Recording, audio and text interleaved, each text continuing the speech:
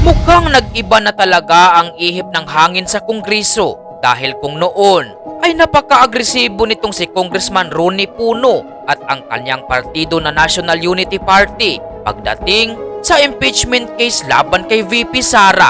Subalit ngayon ay hayagan na nitong ipinahayag sa publiko na hindi na nila susuportahan ang impeachment laban kay VP Sara dahil sa kakulangan ng bagong ebidensya. The second thing that we want to talk about is the impeachment. No, we have a press release now that we are distributing to all of you. Kasi we have been constantly meeting on the issues on impeachment. And dito sa hearings, binabantayan namin, So again, number one, in the hearings that will come up, we hope that they will confine themselves to the complaints that have been judged as substantive. Sana walang bago, no? Kasi parang kumbaga pupuslitin nila yung ibang mga issues na wala naman dun sa original complaints. At una nang tinalakay nitong si Congressman Ronnie Puno itong grave threats na isa sa sinasabing substantive.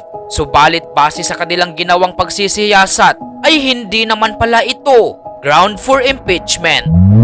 And there are only three complaints that I think we are seeing. Number one is the grave threats. Okay, grave threats, it was already studied in the NBI. The issue of grave threats is whether it was really a threat or not. So just for your background, di ba? Kasi a grave threat needs to be, real danger, etc., etc. Ngayon, ang depensa ng Vice President is conditional threat. Kung ako patayin, inutusan ko sila, patayin din to mga to. So parang kumbaga, kung matapos yung mundo, itatapon kita sa impyerno. Hindi naman matatapos yung mundo, so that is not a real threat. Yan ang legal, in simple terms. If the condition that you are citing is not something that's likely to happen, then the threat is not really a threat. Yan ang one. So, kami, position namin, tingin namin, baka hindi threat yun. Kasi hindi naman siya papatayin di ba? So, the condition of the threat, wala naman chance na mangyari yun kasi hindi naman siguro papapatayin ng administrasyon. So, yung kanya was a conditional threat. Therefore, because the condition is impossible, not a real threat. Unless, they can show that condition notwithstanding, ginagawa niya talaga yun at may plano talagang patayin na. Diba? Yung mga sinabi niya papatayin nila. So that's one.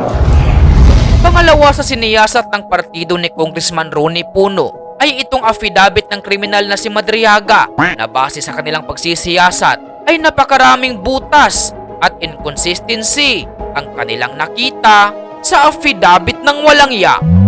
Number two is the issue of this Mr. Madriaga, tinitignan ko dito kung ano ba siya, I mean, kasi sabi na dito, inutusan siya ni Congressman Goles to provide security and political advice to Mayor Rodrigo Duterte then, So, tinitignan ko, hindi ko alam ano ba rangko nito. Parang hindi nakalagay Sabi lang niya, nag-aral siya ng law at saka lumagpak siya. Pero ang main thing ngayon is, I think nakakulong yan di ba?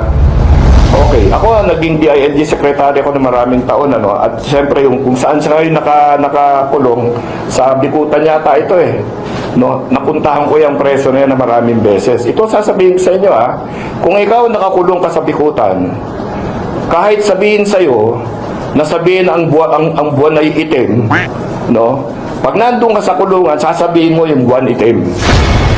Sa madaling sabi, you have been deprived of liberty nga diba? Liberty on anything. Liberty to move, liberty to go out of that place, and even liberty to talk. Bawal sigawan yung gwardiya, bawal magmura sa kung hindi mo dapat murahin, diba? So, when we're looking at testimony coming from somebody na nasa kulungan, Siguro, pag-isipan natin na mabuti as representatives of the people, as district congressmen, ito si Roland, abogado, dapat, pag-isipan natin, talaga bang tama yan? Kasi baka maulit na naman yung nangyari kay Secretary Laila de Lima, di ba? Na lahat ng mga testigo sa kanya, baka nasa kulungan eh. Ano nangyari? 6 na kaso yata yun, tapos dahan-dahan nawawala yung testigo. Nung nagbabago yung warden, nagbabago rin yung testimony. Ganyan. So, anong point? Dapat may corroboration. Hindi pwedeng sinabi lang nitong isang nasa pihitan na ganito nangyari. Kailangan, may binabanggit siyang pangalan dito, Colonel Nicolas, kung sino-sino yung mga iba dyan. Dapat magtestigo rin sila na tama yung sinasabi niya. Na totoo nga yung sinabi niyang nangyari. Diba? Marami akong nakikitang problema dyan. Hindi ko na lang isa-isahin kasi doon na lang sa hearing, baka puntahan namin ng hearing at siguro tanungin din namin siya. Kasi maraming inconsistencies, no? At bottom line, dito sa mahabang affidavit niya, kukunti lang yung pertaining to the period when Vice President Sara was Vice President. Again, yung complaint affidavits at yung complaints that were judged sufficient in substance must be limited to the period when she was Vice President. Kasi ba't mo siya impeach for when she was Mayor? Hindi naman impeachment ang Mayor.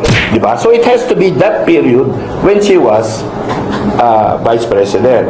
Tinitignan namin yung portion that he talks about, yung nagde-deliver siya ng pera. No? So, yung deliver lang ng pera, una-una, hindi siya sigurado magkano talaga yon. Sinabi siya, nasa loob ng bag, linagay niya yung kotse, dinala niya yung kotse sa isang lugar. Tapos, nawala yung kotse, kinabukasan, nakita niya, minamaneho ng ibang tao. O baka hiniram yung kotse, baka, tignan niyo rin yung kanyang affidavit. Huwag na ako, no? Pag-aralan ninyo, tignan niyo kung kapani-paniwala yan. Kasi baka paputok na naman yan, eh.